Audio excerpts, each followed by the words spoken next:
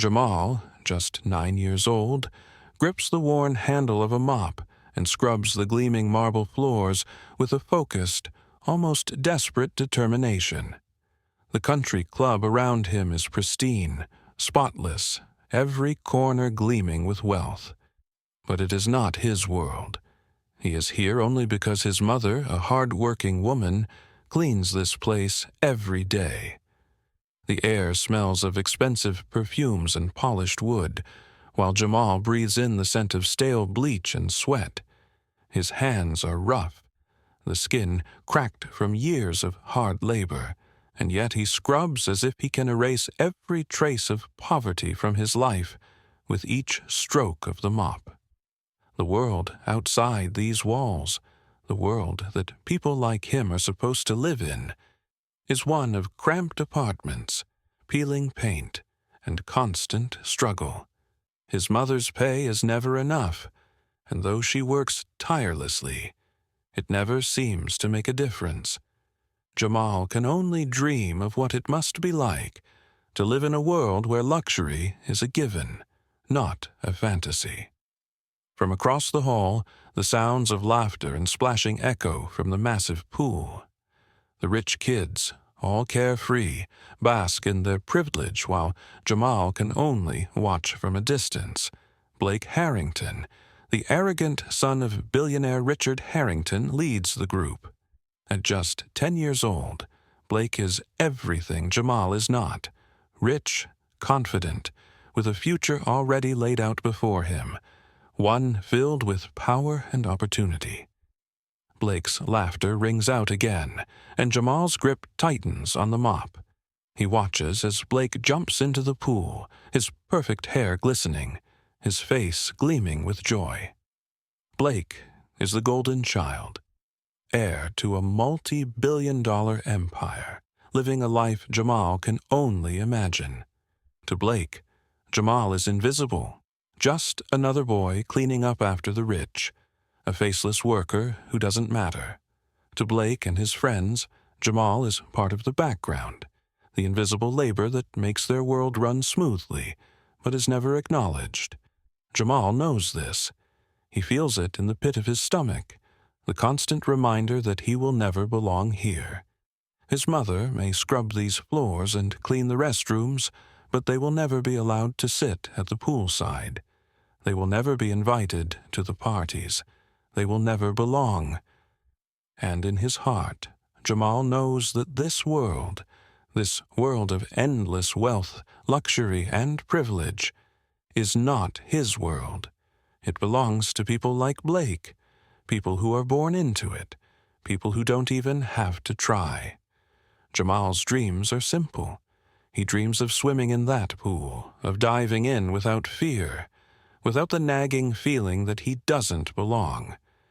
He dreams of not having to walk past the laughter of rich children who don't even see him, who have no idea of the struggles he faces. But Jamal knows the harsh truth. Boys like him are not welcome here. The world may be filled with luxury, but for Jamal it is a distant, unreachable star. Every day he works harder to keep the floors spotless, to make the bathrooms shine, to make this space a little bit more perfect for those who belong. But in the end, he knows that no matter how hard he works, he will always be the janitor's son. He will always be invisible, swept aside, just another boy no one notices. It is a cruel truth, one Jamal lives with every day, but it is a truth he cannot change. He is not Blake Harrington. He is not rich. He is not the heir to an empire. He's just a boy with a mop in his hand, dreaming of a life he will never have. And yet, that dream remains, even if it is as distant as the pool that he can never touch. Blake stands at the edge of the high diving board, smirking as he looks down at his friends.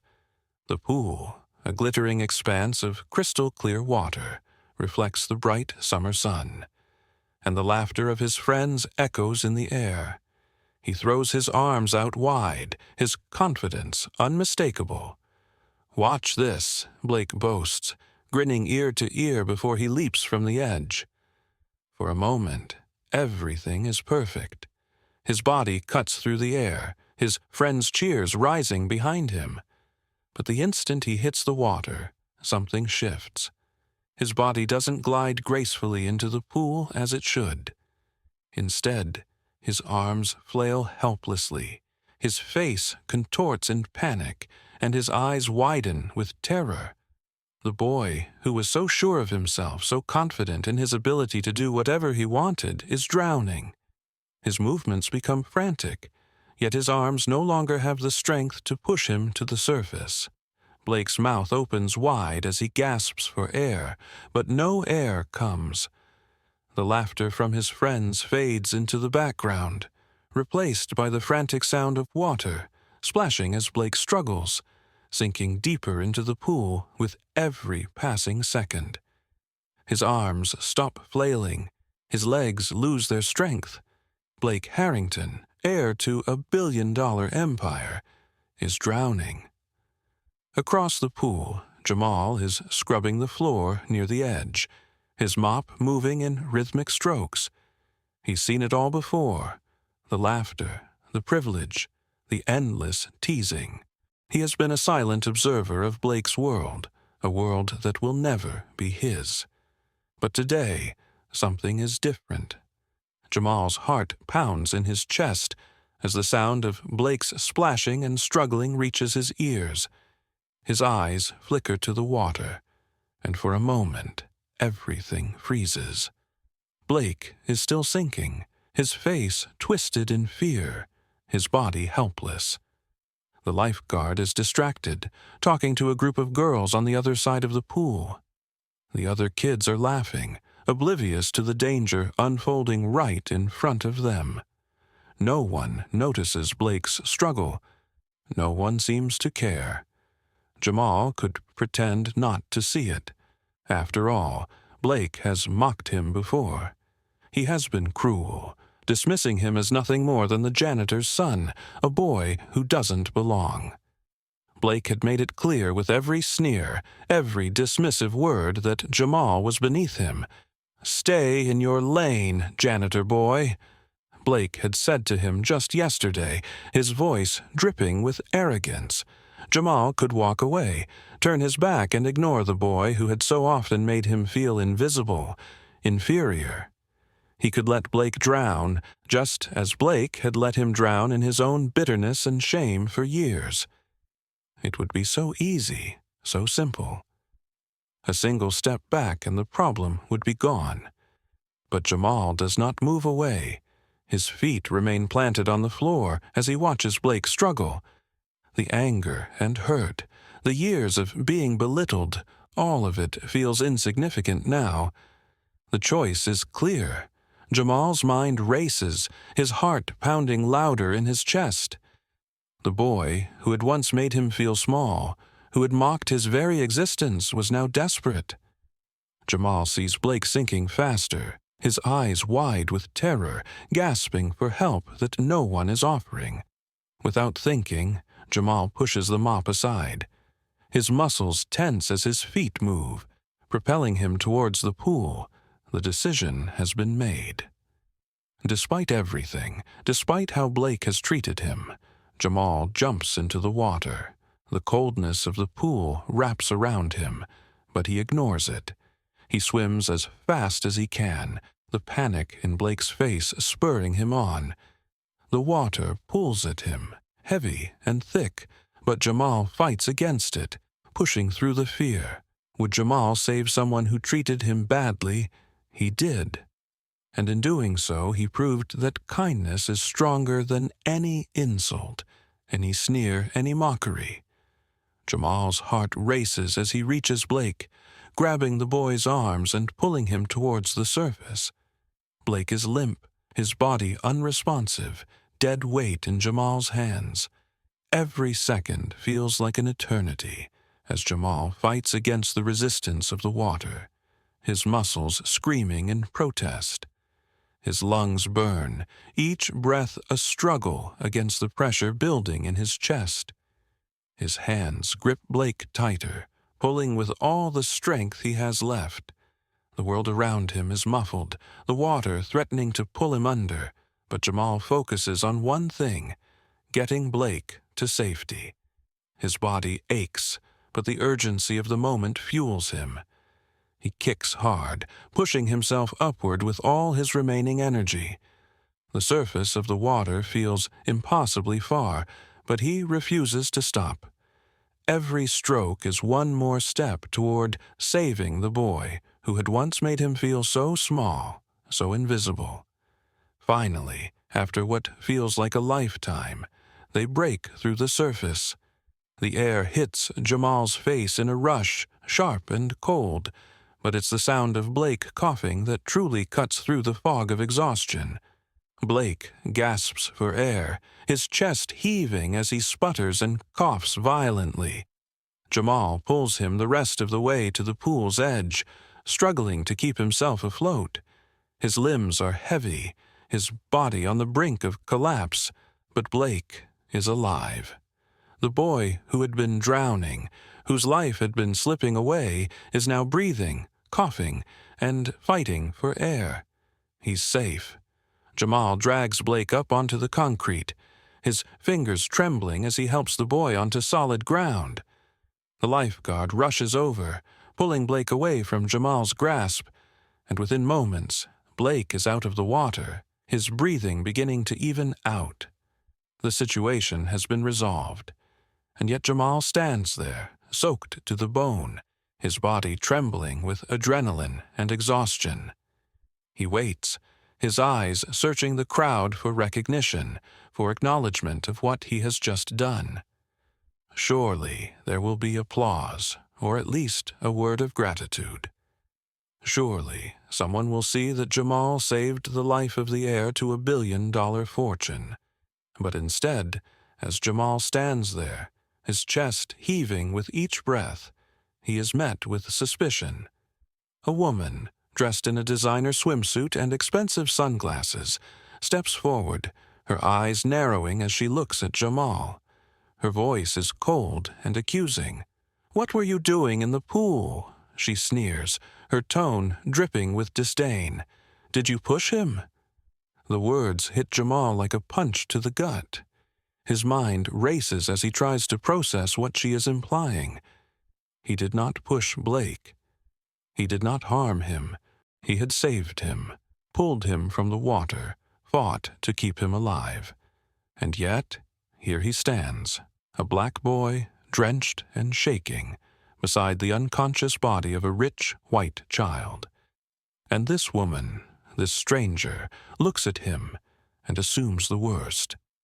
Jamal's stomach twists with the weight of her accusation, but before he can respond, another voice cuts through the air, more demanding, more forceful. "Did you push him in?" A man's voice calls out from the crowd, his tone laced with suspicion. His eyes are trained on Jamal, his gaze filled with doubt. Jamal opens his mouth to speak, to defend himself, but the words stick in his throat. He had just risked his life for Blake, had fought the water, fought his own exhaustion, all for someone who had never shown him kindness. And now, instead of gratitude, he is faced with accusations. Instead of praise, he is treated as a suspect. Blake, now sitting on the edge of the pool, looks at Jamal. His face is pale, his body shaking, but his eyes meet Jamal's with a flicker of something that could be recognition, could be gratitude. But Blake says nothing. Not a word of thanks, not a look of understanding. Instead, he lowers his gaze, his silence a cruel echo of the world Jamal has always lived in. The rich boy, saved from death by the boy who has always been invisible, says nothing. Jamal stands there, his heart heavy, his chest tight with frustration. He mutters under his breath, the words escaping before he can stop them. "I should have let you drown," he whispers, more to himself than anyone else. "Be the last."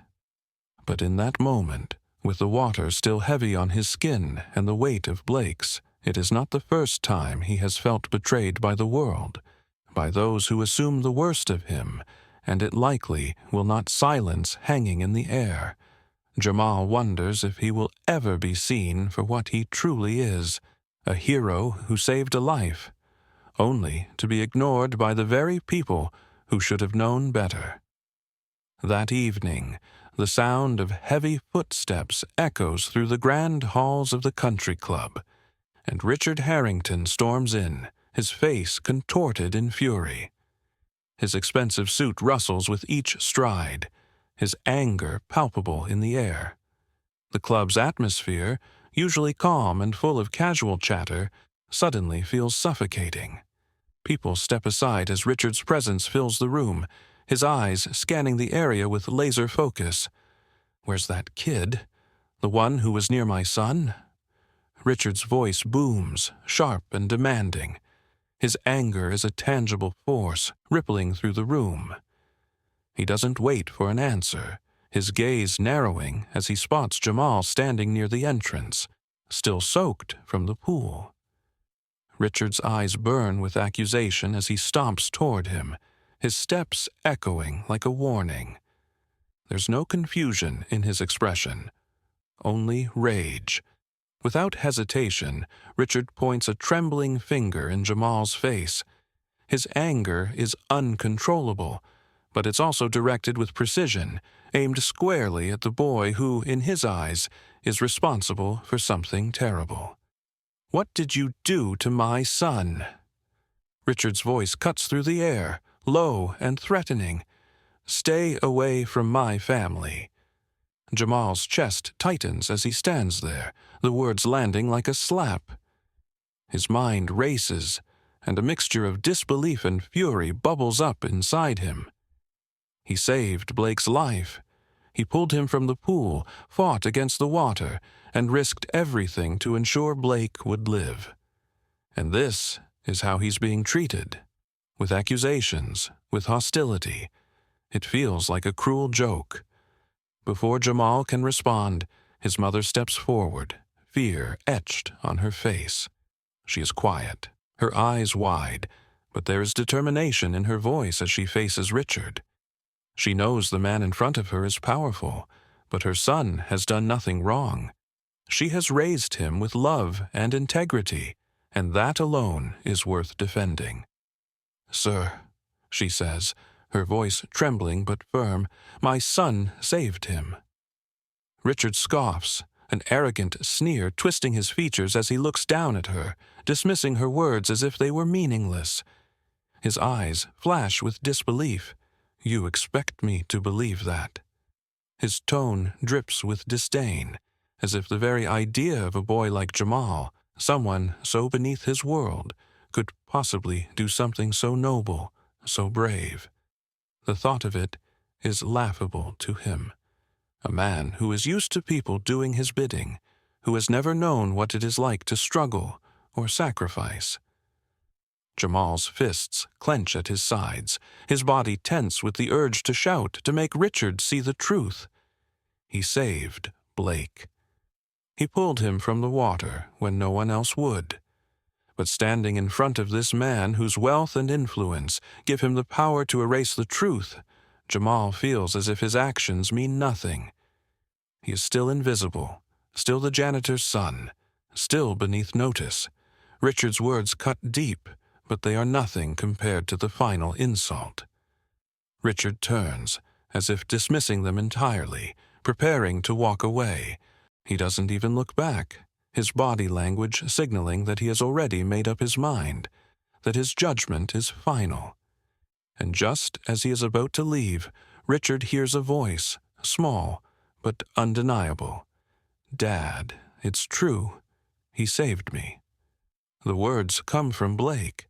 For the first time, Blake's voice is clear and steady, not filled with the arrogance that Jamal had come to expect, but with an undeniable truth.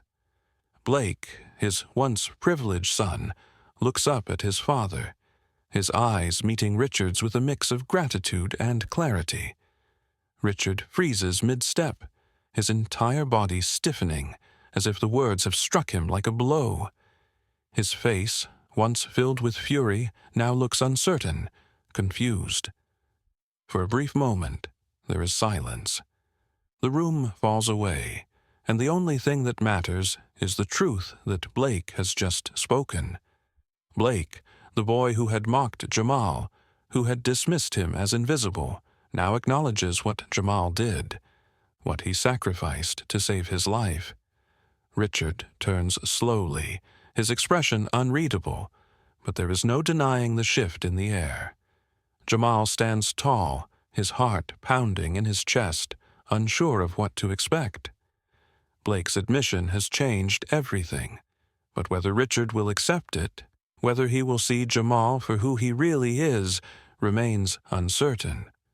Would Jamal forgive someone who treated him like this, who had assumed the worst of him, who had not even spared a moment of gratitude for his actions? That remains to be seen. What Jamal knows for sure is that in that one moment, everything shifted. He had done the right thing, and no matter what Richard Harrington thought, that truth could never be erased. That night, Richard sat in his mansion, a glass of whiskey in hand, staring at a photo of his son. The house around him, grand and opulent, was silent except for the occasional creak of the old floorboards. His empire was built on power, wealth, and control, every decision carefully calculated to maintain his status. But today had been different. Today he had been powerless. A boy from a world he never even considered had saved his son, his heir, his legacy. Richard ran a hand through his hair, his mind spinning. He had never imagined that someone like Jamal, someone with nothing, could hold the power to change everything. He had been so sure of himself, so confident in the world he had built, that he never stopped to consider the possibility that he could be wrong.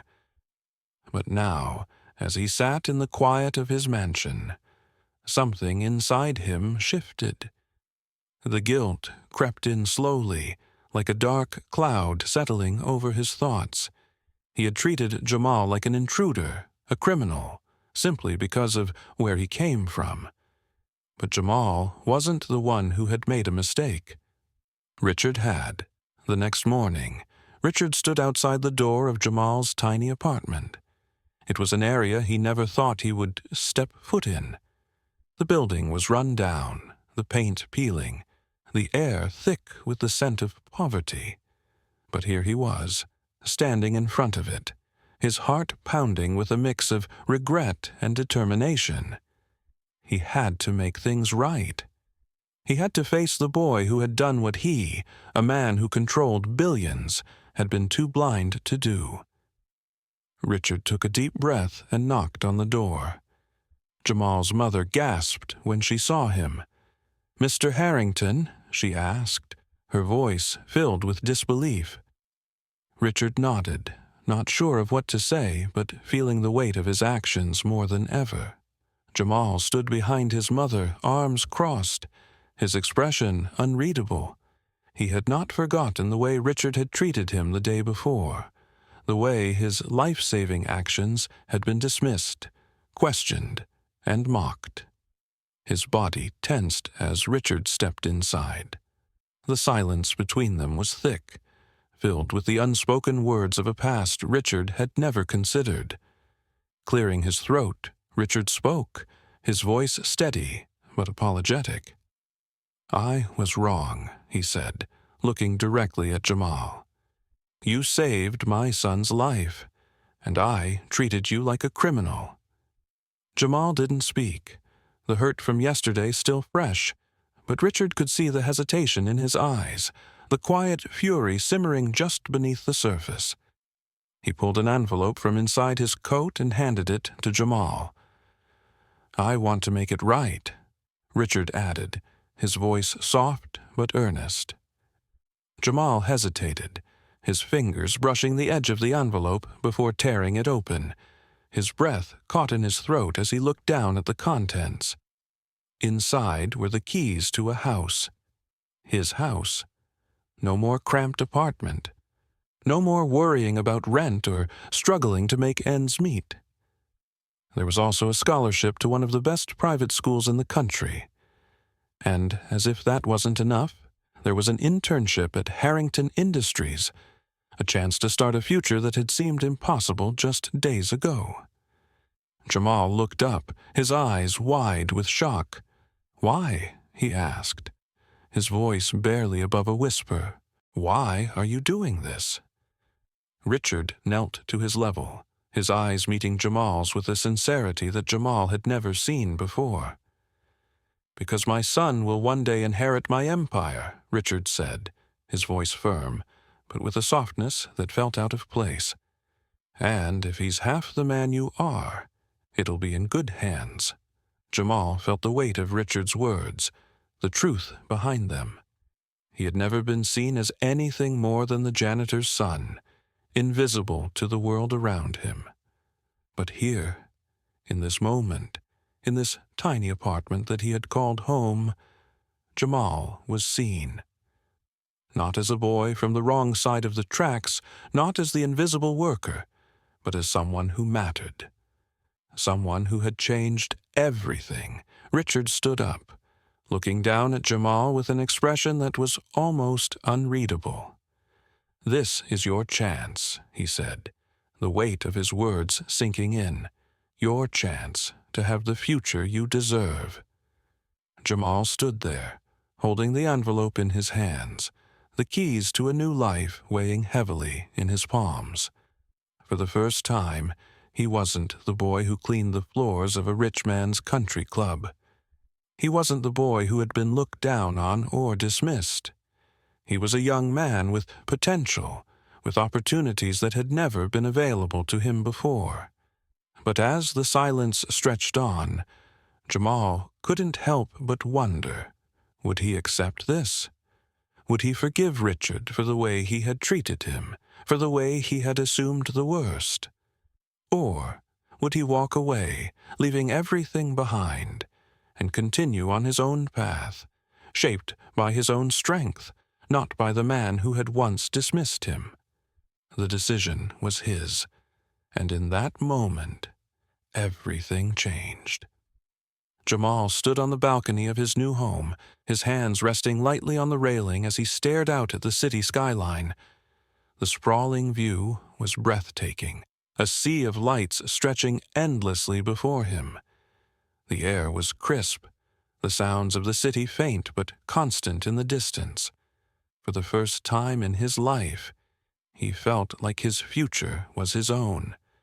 The life he had once dreamed of, one filled with opportunities and possibility, was finally within reach. He had saved a life, a moment of action born out of instinct rather than expectation. He had expected nothing in return, and yet everything had changed. The world that had once felt closed off to him now felt open, full of potential. The fear and uncertainty that had once consumed him seemed distant, replaced by a quiet confidence that had never existed before. His hands clenched around the keys in his pocket, the keys to a mansion, to a new beginning, to a future that had seemed impossible just days ago. Blake stepped beside him, hesitating for a moment before joining him at the railing. He shifted awkwardly, his eyes flicking over the city before landing on Jamal. There was a hesitation in his posture, but beneath it was something else. Gratitude, maybe even respect. It was the first time Jamal could remember seeing Blake like this, not as the arrogant boy from the pool, but as someone who had been given a second chance, someone who now understood the weight of what Jamal had done for him. "I should have spoken up sooner," Blake said, his voice softer than Jamal had ever heard it. The words were genuine, the weight of his past actions pressing down on him. He wasn't the same person he had been before. Jamal smirked, his gaze still on the city. "Yeah, you should have," he replied, the words light, but carrying an undertone of something deeper. He had never needed Blake's apology. He had never needed anyone's validation. He had done what was right because that was who he was, not because of anything he expected in return.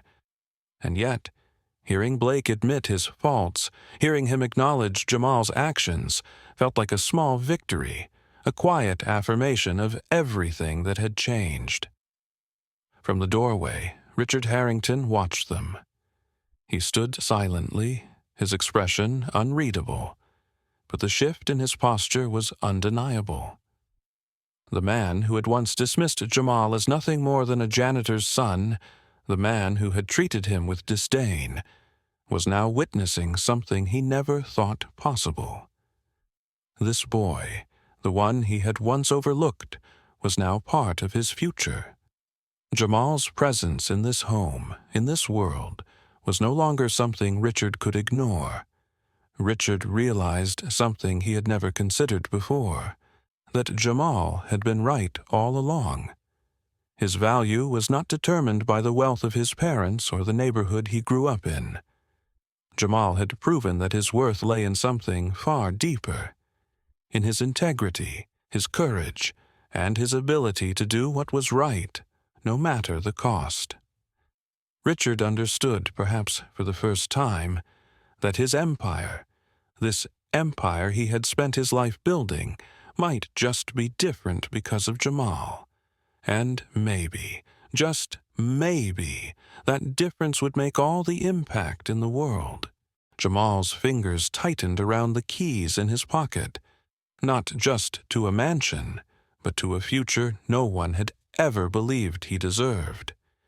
He had been given a chance to step into a world where he could redefine everything. No longer the invisible janitor's son, no longer the boy pushed aside. He was someone who mattered, someone who had earned his place. His future was his own to shape. And for the first time, he felt a quiet sense of power, the kind that came from knowing who he truly was. "I won't waste this chance," he whispered to himself, the words barely audible, but filled with an unwavering resolve. This was his new beginning, and he would make it count. As the camera pulled back, the scene slowly faded to black. The question lingered in the air, unspoken but powerful. Would you have accepted Richard Harrington's offer, or would you have walked away? The choice, like Jamal's future, remained open, full of possibility, ready to be shaped by the one who had the courage to act.